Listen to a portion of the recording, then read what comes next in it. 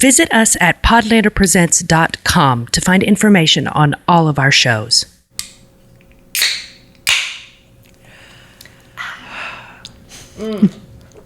Okay, first things first. Let's welcome Jen Moniz to the show, longtime friend of the show. How are you doing, Jen? I'm doing just fine. How are you doing, Julie? After last week's absolute atrocity, as I was telling Julie before I came to watch today's episode, I was a week behind on Blood of My Blood. So I watched it last night and essentially I think had the same reaction as everyone else, just sat in my living room going, how dare you? Yes, how dare you indeed. And in fact, I'm going to aim a little bit of that how dare you at me because I misnamed the writer of Birthright. And I would like to change that now and say, I'm very sorry. I misnamed the writer. I was looking at Wikipedia wrong, or at the time of air, Wikipedia had the wrong information. I'm not sure which it is. Could be either. But the person who wrote Birthright, episode 6, Blood of My Blood, was Danielle Barrow. I mistakenly said Margot Ye. Margot Ye wrote today's episode 7, Luceo Non Uro.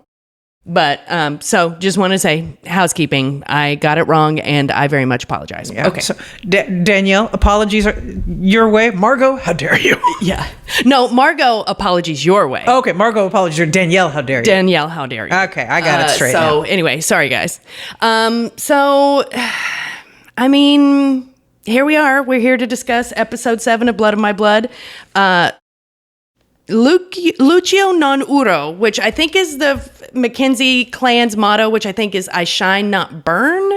Which I don't understand at all. I don't really get it either, but that's the title of today's episode. Episode 7, written by Margot Ye. Maybe that's why I got it wrong last week. And directed by Matthew Moore, who also did direct episode 6. So Matthew Moore directed both 6 and 7. Okay, so this one, kind of just my general overview before we get into the plot, feels like there was a lot of stramash, but not really a lot of shit happening. Yeah.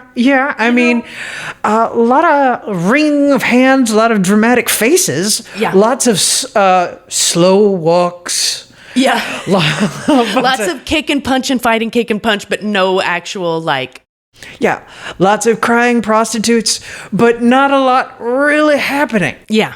So let's get into it. All right. We open with the Grants. Somebody raided their cattle. Immediately, they're like, Mackenzie's. But Malcolm Grant is like, maybe no. And here's where we find out that Daddy Grant is maybe not doing so good. Yeah, don't want to disturb him. He needs his rest. So Malcolm Grant is stepping into a position of power. It's kind of... I said this kind of halfway through the episode. Is Malcolm Grant hot now?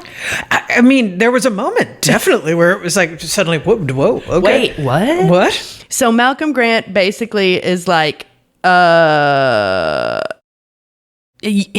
you, my Bladier, our Bladier, Clan Grant's Bladier. Yeah. You have to go figure out who did this. Please go. Goodbye. But he did, there was a weird misdirect where he was like, start with Murtaugh. Mm-hmm. Something that went absolutely nowhere. Yeah. Murtaugh never got confronted about this. There was no... It's like, why? What was the point of dropping that name there? You're right, because he's a Mackenzie who is also related to the Frasers, I guess, but I think it was just the Mackenzie part. Yeah. And so then we go back to... I'm going to try to see if I can do this plot by plot. Mm-hmm. So let's stick with the Grant plot, the cattle plot, the, Colum Dougal plot. Let's try to get that out of the way first. Okay. So Henry finds out, he goes to a pub to meet up with Ned Gowan to find out whether or not the Mackenzies did it. And it finds out that the McGregors did it. Yep, the Redcoats are there. Mm-hmm. And they already know that Roy McGregor is in town. Mm-hmm. Rob Roy, as in the Rob Roy. As in the Rob Roy. Yeah. The man who, the Highlander who had such an incredible legacy that they named a cocktail after him. I mean, that's saying something. Yeah. I looked it up as we were watching the episode, and it is basically a Manhattan with Scotch whiskey instead of bourbon or rye, which are more traditional for a Manhattan. Other than that, so it's just sweet vermouth, whiskey, bitters, cherries. Anyway, Rob Roy, thanks a lot for your service. We appreciate you. What we learned about Rob Roy, and because I don't know that much about Scottish history, I did not know that Rob Roy was like a hero of the Jacobite movement. Now, the Jacobite movement, obviously, we know from the mothership of the series was a Scottish kind of nationalist pride movement trying to get a Catholic king back on the throne, get the Stuarts back on the British throne. Mm-hmm. So here we're kind of seeing the beginnings of people grouping together underneath that rebellion. So there's a whole bunch of people at this pub. Henry goes in. Ned Gowan comes in. Henry's like, nah. It wasn't the Mackenzie. It was the McGregors. Everybody here already told me. And now Ned's like, ooh, thank God. Because everybody's really nervous about Ellen and Malcolm's wedding all of a sudden. Yeah, suddenly there's all of this anxiety about the wedding. It's like, they were just like May King and Queen. Yeah. A week ago. Yeah, that's cool. She's busy on her wedding sheets, you know, the fuckhole sheet. Which, yeah, I did appreciate the joke about that we got from Mrs. Fitz with that maybe the hole needs to be a little bigger. Yeah, why don't we make the hole bigger if your new husband is, quote unquote, blessed?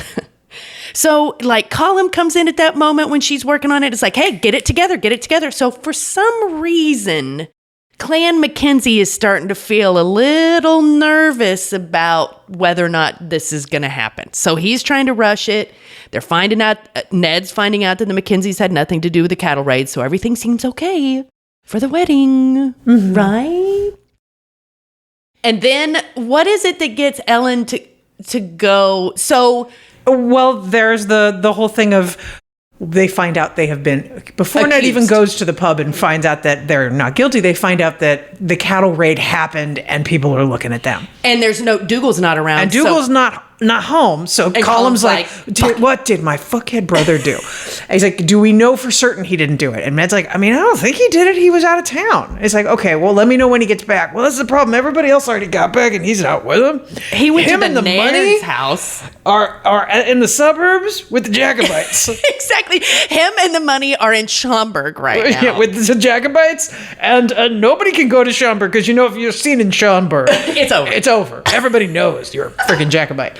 So, Ellen's like, he's like, we have to send somebody to go fetch Dougal. And Ellen says, I can go. And both men look at her like, you're crazy. You're crazy. Like, no, I can do it. And she comes up with the idea that she's going to go to invite the Lord and Lady of Schaumburg to her wedding. What were their names? The Nairns? The Nairns, yes. Laird Nairn. Can we just say that 3 times? Laird Nairn, Laird Nairn, Laird Nairn. Anyway, she's going to go out to the Nairns and extend a personal invitation to her and Malcolm Grant's wedding to the lady of the house because she's been in contact with her before, and it's easy way for her to get in, and nobody will suspect her, right? Because she's a woman. Except the lady who knew immediately, like, thank you so much for inviting me to your wedding. We're trying to come. Why are you really here? Yeah, come on. So Ellen gets the go-ahead, and she heads out to the Nairns. And guess who's there? Rob Roy. And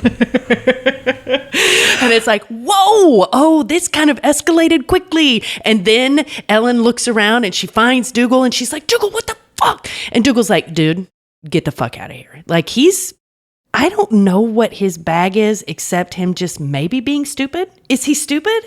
I mean, it could be that he's just stupid, or he could be just one of those people who, as soon as he gets an idea, that's it. He's running with it, and anybody who's going to get in the way of that idea, the Sonny Corleone disease. A little bit. So he's there truly as a Jacobite. Yeah. He is there because he supports a Catholic Scottish Stuart on the throne. And he has brought, we don't see this yet, but we will. He's brought Ellen's dowry, which is a big chest of money. God, what a fucker. So Ellen ends up, after her cute meeting with the lady, where the lady's like, okay, really? What's up? She gives the lady a white rose, like Jacobite. I think that was a Jacobite sign. I think so, yeah. Right? And it's like, maybe I'm not on your side, but I also respect your side. But also, I'm pretty sure my brother's here and I need to drag his ass out the room. And the lady's like, I'm not going in there with you, but I'll walk you over there. Go in there. And then Ellen goes into a room full of dudes, which is like my nightmare of all time. Yeah. And Rob Roy gives a very rousing Jacobite speech, trying to raise awareness, trying to raise money. Mm-hmm. And the first person to respond, Dougal Mackenzie. Yeah. Look at this. Here's my money. And it's this huge chest. And we all know it's Ellen's dowry. And Ellen is over there like, what? And then she turns around and who does she see? Brian. She sees Brian Fraser. Brian Fraser sees her. They lock eyes. In between them is Murtaugh. We'll get back to him later. Murtaugh sees that shit and he's like, oh God, fuck this. And then Malcolm Grant shows up. And Ellen has shit face, but she's quick on her feet. Ellen, I will give her that. She is quick on her feet. She goes up to him and says, "Oh my God, I came here to retrieve my idiot brother, but now that you have seen me here, surely this has put our whole nuptials in danger." And he's like, "Don't worry, hottie, it's fine." Yeah, and she's like, "God damn it, I tried. Damn. So Malcolm Grant didn't come alone. Malcolm Grant came with a whole passel of redcoats, and they come in and they try to arrest Rob Roy. But then Malcolm is like, "Nah, don't worry about it. Now we know he did it. And now the Grants will take care of this." And that actually kind of is terrifying because we know from watching this show that the Grants mean business. Indeed. But the redcoats seem a little pissy about that because they're like, "We came here to arrest a Scottish folk hero. And if you're not going to give us a Scottish folk hero, I guess we'll just take all the Scotsmen." Yeah, we're going to arrest everybody. So and Brian. Yeah, and I have to say, I mean, we can circle back to this later, but yeah, Brian, in a moment of astonishing sensibleness, fires a pistol to the ground just to get everybody going. Yeah, it's the equivalent of somebody throwing a beer bottle when the cops show up and yelling, "Scatter!" Yeah. So the stramash begins. There's some fighting, and we're treated to the nice kick and punch and fight and kick and punch music again. It's been a long time. It's fun. Yeah. However, I gotta say, just Brian and Ellen are killing me with the total lack of poker face, the total lack of awareness that you are in public, because they run out of the room holding hands and literally like stand and swoon at each other, stroking each other's faces longingly as everybody's running all around. I found it hilarious. There's all these guys running out of the door and they're just moon-faced at each other. And then out comes Dougal and he grabs He sees it. He sees it. He punches Brian. Brian gets kind of grabbed up by the redcoats for a second. But there's more punching, kicking, fighting, and Dougal whisks Ellen away and calls Murtaugh to come with him. And there's this moment where somebody stole Murtaugh's actual horse. He's left horseless with Brian. But Dougal turns around and has an extra horse and yells his name, Murtaugh. Murtaugh looks directly at Brian and then goes with Dougal and Ellen. We also, one thing that I want to make sure I call out here. We get to see Murtaugh and Ellen's first ever conversation in this scene. And it was very, I don't want to say cute because that's not exactly the right word. But I do want to give big ups to my man Murtaugh for being able to keep it together and have a real conversation with Ellen as a person. Yes. Like, that's a real man right there. Yeah. Okay, everybody, just remember that. So, Dougal, they got the money back, right? They did get the money because Ellen said something about "you almost gave my dowry to the Jacobites." They got the money back. They ride back to Lallybroch, I guess. We're going to see the fallout of this. Well, we do see some fallout of it. So this will be kind of wrapping a tail on this. We get back and Mrs. Fitz has been tirelessly preparing this trousseau that is supposed to be ready in a week because Colin is trying to get this wedding on the road. Yes, because he's nervous for no reason at all. That reason is coming right now. Yeah. So Miss Fitz opens up Ellen's little forget-me-not box or whatever. Also, ladies, let me warn you all, just be careful what's in your forget-me box, okay? And in there is a strip of Fraser tartan. Now, we all remember that the Mackenzies and Frasers are blood-sworn enemies right now. And she's like, wear your hand fast. Yes, to immediately. Immediately, she's like, "Oh my God, would you hand Murtaugh?" Like, she immediately says Murtaugh. And she even says, even though Ellen doesn't seem to clock these words coming out of her mouth, he has had a thing for you forever. I thought you were blind to it. Apparently deaf to it, too, because she doesn't track that at all. No reaction. But she also doesn't correct her and say it's not Murtaugh. She leaves Mrs. Fitz believing that Ellen is handfast to Murtaugh. Yeah. Which is a selective, you don't need to know what you don't need to know, Mrs. Fitz. Yeah. But she didn't necessarily have to say who it was, but she could have shut down, "No, not him." Yeah, she could have said not Murtaugh. Not Murtaugh. So that is left on the table, and Mrs. Fitz tells her, "You need to hide this shit better." Yeah, somewhere better than your tiny little hope box or whatever this is. What the hell? And then after they get back from the big stramash, we see Mrs. Fitz in the bedroom again helping Ellen get into her greatcoat because it looks like she wants to go take a ride to clear her mind. Who knows what she was going to do. But before she has a chance to get outside, a lackey comes to the door and is like, "The Laird wants to see you in the Great Hall immediately." And Ellen has this really great moment where she looks at herself in the mirror and just, you can tell that she is telling herself, you're a bad bitch. You can do this. Yeah. So go fucking deal with it. Just go. So she goes to the Great Hall. She does a little sneaky boo. She sneaks in and kind of hears Colum reading Dougal to filth just a little bit. Yeah. And I think she's walking in the room assuming that Dougal has told Colum about Brian Fraser. Yeah, that's what she thinks. Because Dougal said, when she said, please don't tell Colum, Dougal said, I'm not keeping your secrets. And she tried to do a little bartering that did not seem successful. However, Dougal probably didn't even get the chance to bring up Brian Fraser because Henry and Ned are already there. Henry and Ned are there because they received a letter with an accusation about Ellen's virtue. And I think this happened earlier because we talked about in a previous episode, Lord Lovett sending that letter and not getting a response, or the Grants were like, yeah, we'll look into it, whatever. But it was very like whatever. But now I think that Malcolm saw her at the Jacobite meeting. There might be a renewed interest in some kind of way to get out of this wedding. I don't know what it is, but he doesn't want to give her up right away. Instead, he just wants to subject her to the most humiliating purity test of all time. So Ned's standing there just looking down at the ground, and Henry is not happy either.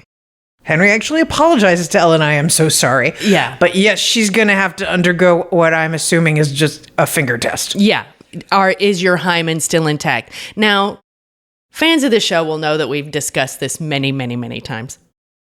The sheer lack of knowledge about a woman's physiognomy throughout time is just really, really frustrating. Here's the thing. We know that Ellen rides horses all the time.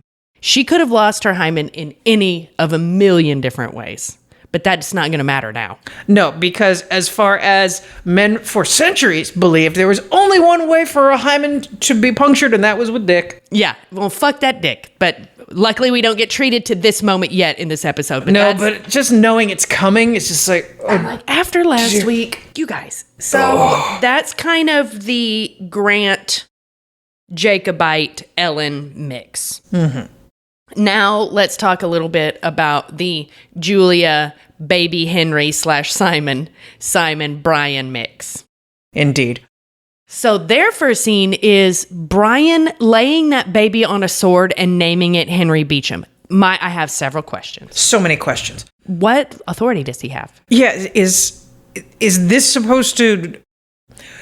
This is him baptizing the baby in advance, but over a sword, like just behind the church? And why on earth is it Brian? And why would he agree to do it? Why? Yeah, why? It just seems weird. I gotta say, in many episodes of this show, Brian's motivations for doing things are deeply unclear to me. Like, what? Why? Why, Brian? Why don't you tell him? So...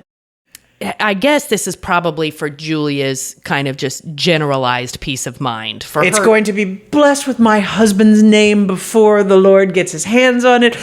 But it's like just the last episode, weird. the whole thing with her, everything. I'm just trying to protect my child. How are you protecting your child by doing this?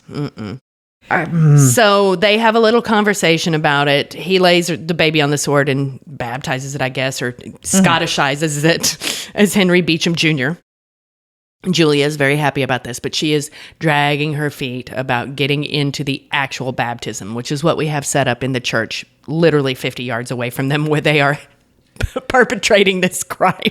Yeah. Where Lord Lovett is waiting, not just for the child to be brought in. For a crowd. But for a crowd. Where is everybody? Yeah. No. Hey, psst, Lord Lovett.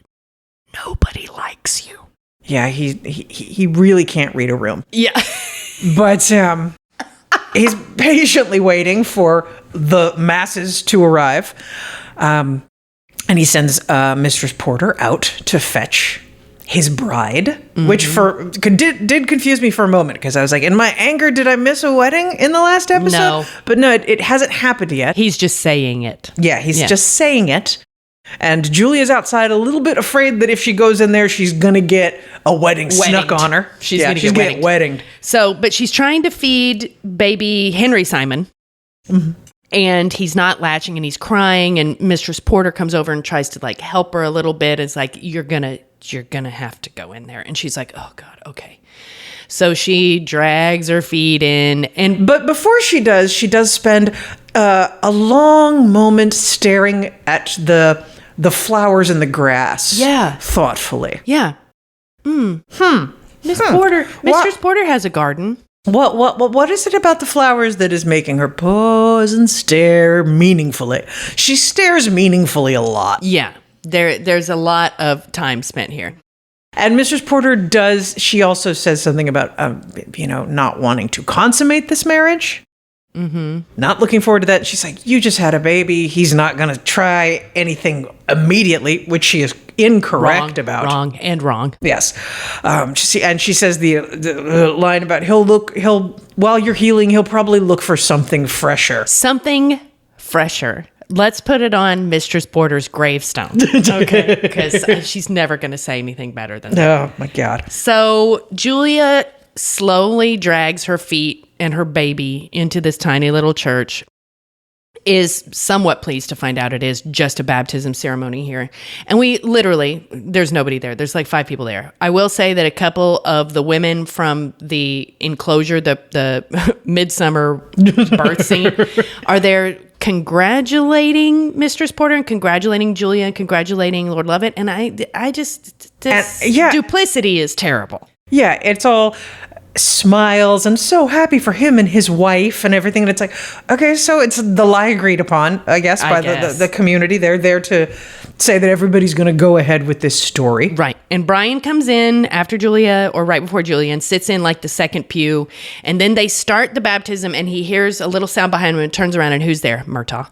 Murtaugh's come, and Brian's like, he scooches over a little bit because he knows that Murtaugh will come sit by him, and Murtaugh's like, hell no. And he goes and sits in the back. And Brian is like, what? What could I possibly have done to my best friend except bang the chick he's in love with? What did I do? I can't think of any slight that could have caused this. It's like, is Brian dumb? I don't know. I think Brian might be not as smart as Jamie. He's definitely not as smart as Ellen. Yeah. Yes. Ellen is thinking all the time, what could possibly be, whereas he's just like, what? And then the baptism happens. So at least Lord Lovett is pleased to know that his son, the future king, received a church baptism and is legitimized in the eyes of the 3 people at the ceremony. And then afterwards, Murtaugh kind of stomps out. And Brian comes up, and him and his dad have a little bit of bickering. And he tells him, go get Murtaugh. First, he makes a comment about, was it a woman or a wager? Because he could tell the boys are not getting along. Mm-hmm. He's like, well, go get him. I need to talk to him. Brian chases after Murtaugh. And as soon as he gets to him, Murtaugh turns around and just cold cocks him. And you know what? He deserved it. He definitely deserved it. 1000% deserved it. And Murtaugh just 100 lays it out for him. I know. He doesn't even say, he just says, Ellen Mackenzie. And Brian's like, oh, hops up and starts apologizing. And Murtaugh's just like, listen, I can understand you falling in love with her. I'm in love with her. I get it. I can understand her falling in love with you. You're my best friend. I love you. You didn't tell me on purpose. No, not okay, dude. Never okay. And he's like, I didn't mean to hurt you. You did, though. Yeah. We're done. Bye. Period. And then Murtaugh goes in to talk to. Yeah, and he says, he's like, I can't refuse your dad. I can refuse you, though. Yeah. And what does Lord Lovett send him to do? This is to the Jacobite. This is where he wants him to go to he says he wants him to go to the Jacobite meeting. At the Nairns? At the Nairns. Mm-hmm. Because he understands that he wants to know who's there, basically. Right. He's really sending him just to scout, see where people are at. Which side should we start Because it sounds like he's been asking Murtaugh to do that recently, like feel people out and see who's where. Right. On this issue. Mm-hmm. He tells Brian he wants him to go with him, which doesn't make a lot of sense to Brian or Murtaugh, but they say, okay. We find out later why he wanted to get Brian out of the house. Yes, but also road trip. Maybe Simon in his one sensitive moment is like, those boys love each other. If I just send them out on the road, they'll figure it out. They'll figure it out. No, they won't. Not yet. Not yet. They will later. They will later. Eventually. Because we all know what We all know what happened. Yeah, that's the thing about this whole storyline is a little bit, it's like every time they try to instill this dramatic tension, I'm like, but I already know what's going to happen. I already know he's his best friend and will always be his best friend. So, okay, whatever. Yeah.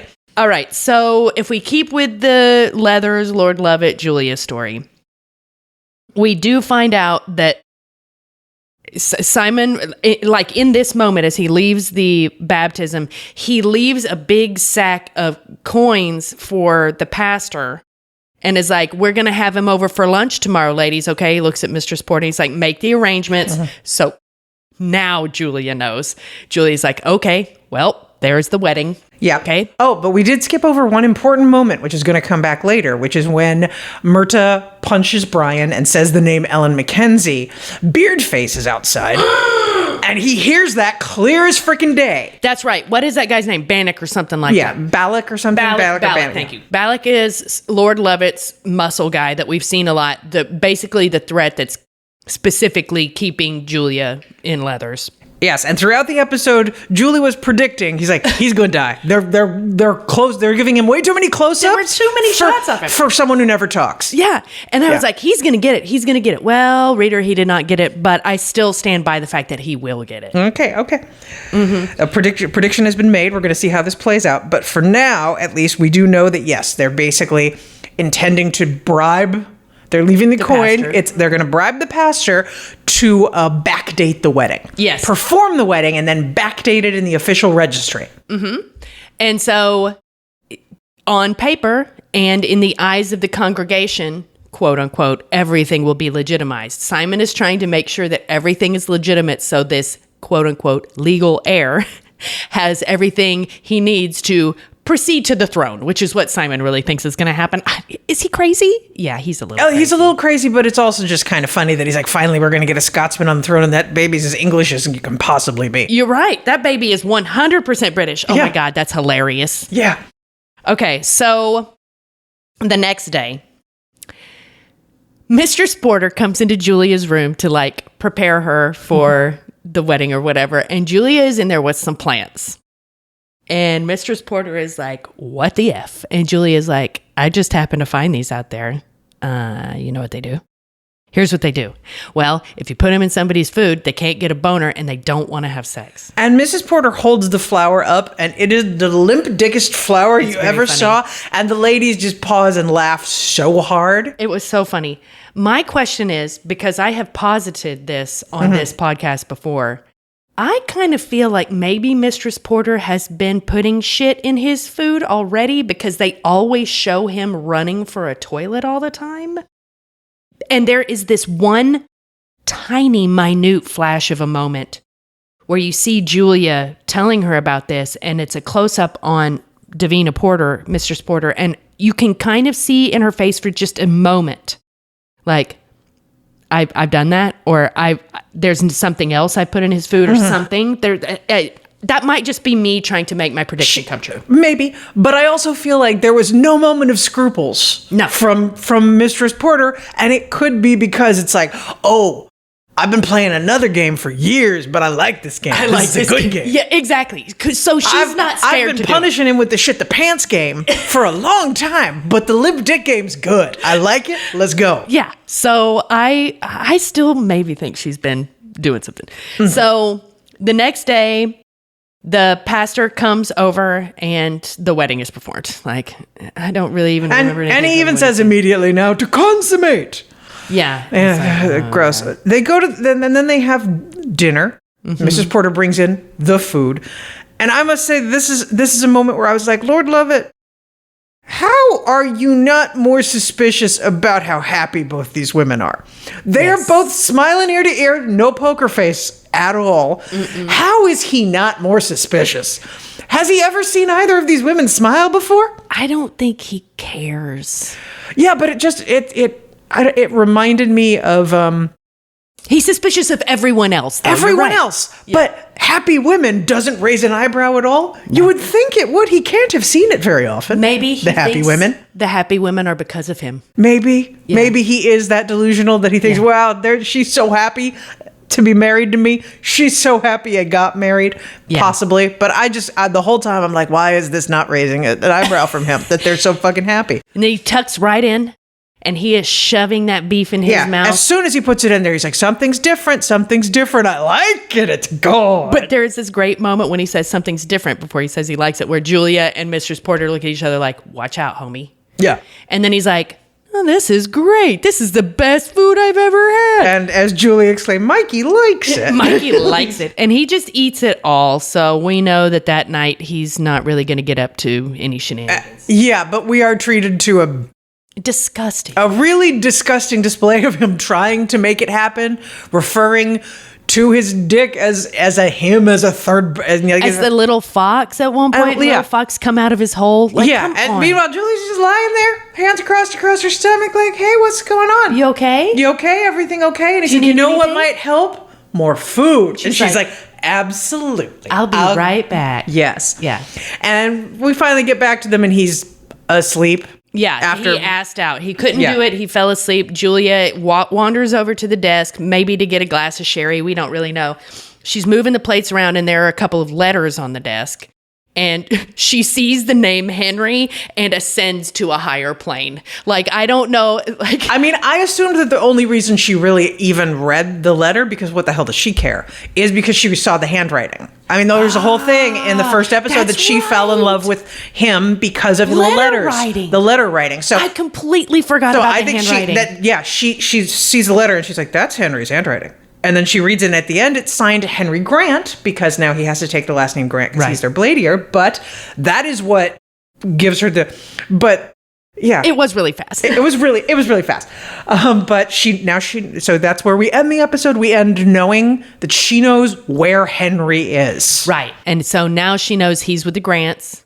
She knows he's alive. She knows he's in her time. Yes. These are all important pieces of information for her. Now, speaking of Henry, he has come back to himself. We see him go to this pub. We see him talking with Malcolm. We see him talking with Ned. We see him at the Lollybrock. He's just really depressed, but he has come back into his own. He's out of his fugue state. Mm-hmm. And he ends up at the brothel talking to the sex worker. I found out her name was Seema. Mm-hmm. First, he has a conversation, though, with Ned Gowan. Oh, yeah.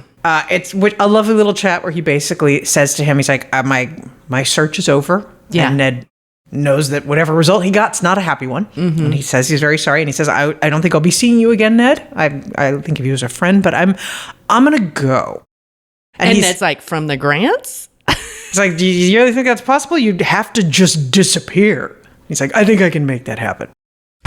But he also has this great moment that I love where he talks about that he's, been encouraging the Grants to continue to be aligned to the throne. And he's like, because Ned, I got to tell you, buddy, it's the wisest course of action. And it's the closest we've gotten to Ned. I'm a time traveler. Ned, I'm from the future and the Scottish Lows. Yeah.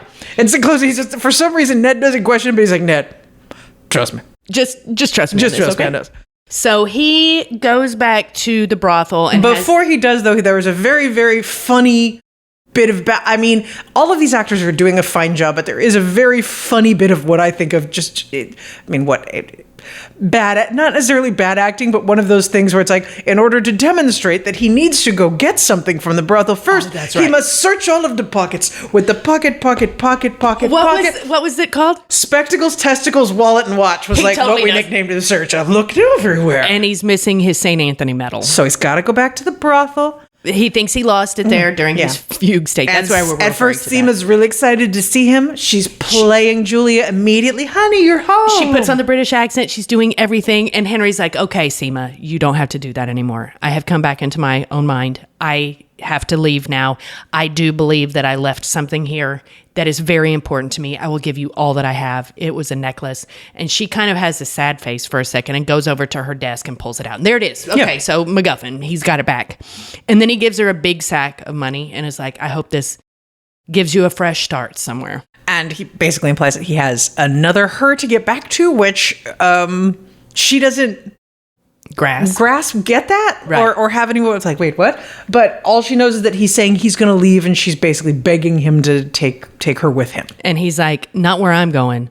And he's talking about Claire. He's like, I've got to go he doesn't say it, but we know what he means is I've got to go back to the future to take care of Claire. Is the her he's referring to. Yes. Seema begs to go, and he's like, I can't take you to the Dick Rocks. I don't know you can travel. In fact, I don't even know anything about the traveling, but that's where I'm going right now. Yeah. And then he gets on his horse and rides away, and I'm sorry, these Grants are scary. Yeah.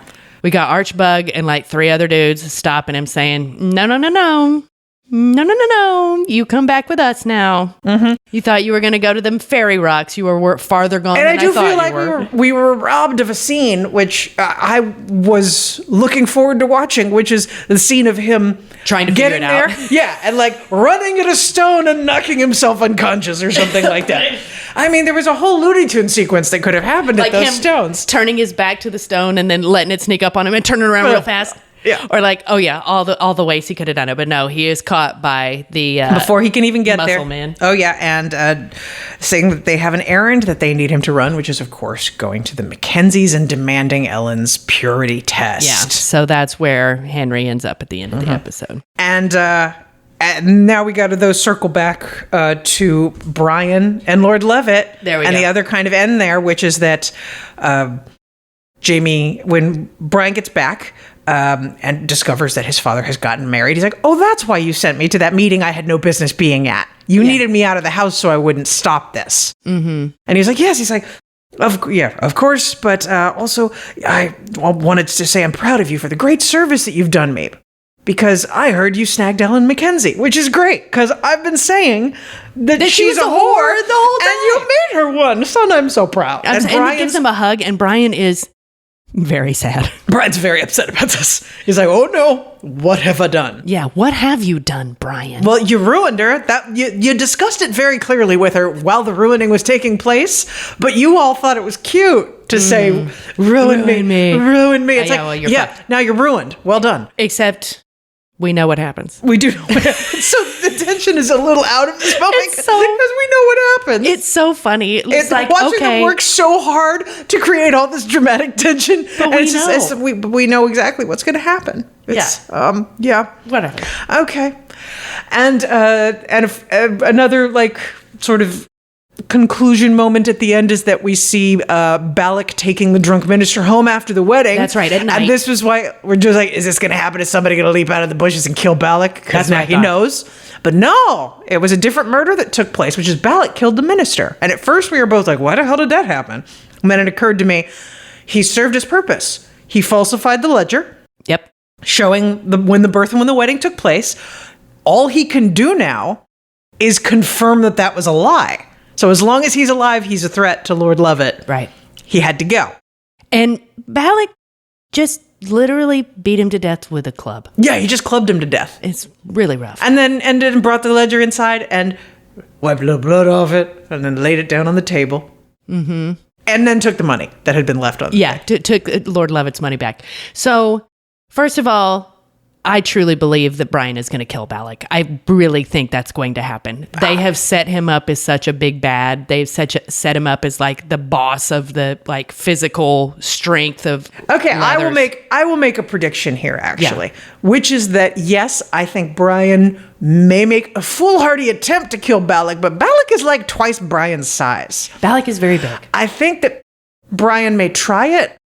Balak isn't, and it's going to be like Scrappy-Doo trying to attack. It's just not going to and then Murtaugh is going to step in and it's going to be the healing moment of them coming together to kill this guy. Is murdering the dude because it runs in the blood. It does. Murder bonds. Yeah, murder is what this bloodline is all about. That is my prediction for the future. I think that's what's coming. Okay, cool. Any other final thoughts about costuming, acting, set dressing, anything? I did notice one hilarious bit of naming. I always love it when we hear the naming and I'm like, okay, that was good. Which is when Julia, after the slowest walk up the altar we've ever seen holding the baby, gets to the altar and he says, you can give the baby to the wet nurse now. The wet nurse's name was Mistress Veal. Which is funny on 2 levels. 1, Veal is a baby. 2, cow. Oh my God. Yeah, it was such a I was like, did you guys really do that? In that moment, just a little throwaway thing, but I was like, oh, Lovely. Love it. They did. No, I mean, just in general, we commented several times. I mean, what else am I thinking of? Oh, even though in the scene of Lord Lovett doing his level best to consummate the marriage and failing, I did have to acknowledge to you that Lord Lovett, creepy motherfucker, detestable person, but nice ass, man. Yeah, he does have a nice butt. I mean, Tony Curran, thank you for working on it. You clearly been doing your squats, sir, because nice. No denying it. Well done. And my two big points are, a lot of shit happened without really anything happening. Mm-hmm. Fine, whatever. We kind of needed a reset, I feel like, after episode 6. And now, is Malcolm Grant hot? Is Malcolm Grant hot? Yeah, we're going to have to see how this finishes, because I've always been really interested in the fact that Jamie Fraser's actual name contains Malcolm.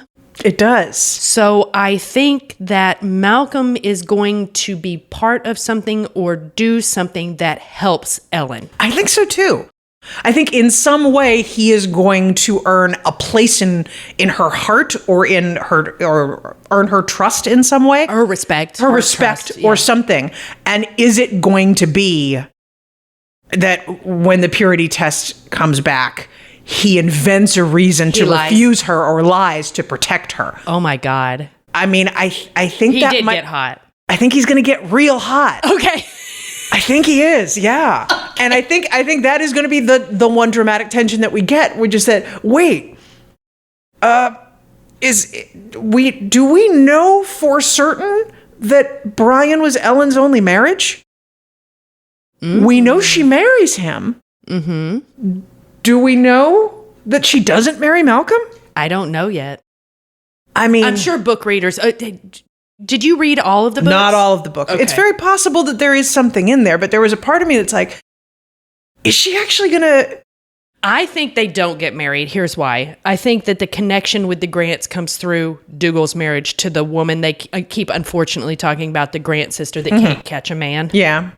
I think there's going to be something where, in order to keep the friendship with the Grants, Dougal is going to be the sacrificial lamb. They're going to sell Dougal to them. Yeah. And it's going to have something to do with Malcolm and how he deals with the situation with Ellen. So I don't think that Malcolm and Ellen actually get married. I think that Dougal has to marry the sister. Okay. I could see that. But I definitely think that he is going to step up in some way Malcolm's going to do something. To protect Ellen, to take care of her. Because I do think he genuinely likes her, if not loves her. But I think he genuinely thinks this is a great woman. Yeah. And he's going to, I think at the end of the day, probably do the right thing and protect her. I could be 100% wrong about that, but if he does do that, hotness firmly established. Hotness established. Hold on. Let's look up that actor's name real quick. Okay. I'm looking through my notes to see if there was anything else that... I do think that there's also going to be something that comes back with the fact that Mrs. Fitz thinks that it's Murtaugh. So when Ellen's purity test comes back as less than pure, I have a feeling Mrs. Fitz is going to tell someone that it's Murtaugh. Oh, yeah. Well, we'll see. Okay, so I'm going to give my flowers this week to John, Jhon Lumsden, who plays Malcolm Grant. You were not in the episode a lot. You were in a couple of scenes, but you're kind of stepping into the role of leader and stepping into this role that we're trying to guess right now of how it shakes out in the future is intriguing. Yeah, I can't quite get a read on what his motivations are, but in a good way, unlike Brian, who I just don't understand. I don't understand. I don't understand what you're doing, man. But Malcolm Grant is intriguing. Got my eye on him. Yeah. All right. Anything else? No. A decided step up from the previous episode. That's not hard. It was not a high bar, but still a step up. But it did feel more like a table setting episode than one. Definitely. Yeah, but but next week we're going to see. I think some fireworks coming out. And how many episodes are in this season? I believe there are 10. Do not quote me, but this was number 7. So that means we're in the last third. We're in the back half. We're in that last final stretch of the season. So I think, some of these pieces that have been put in place are going to start coming together. And and it's going to be It'll be exciting to see because we already know what's going to fucking happen. we already know what's going to happen. Anyway, Jen, thank you so much for hosting with me today. Of course, a pleasure as always. And thank you all so much for listening. We'll be back next week. It'll be me and Amelia again next week. And then after that, they got to figure it out because I'm on vacation. So, we'll see what happens there. Okay, thanks everyone. Bye.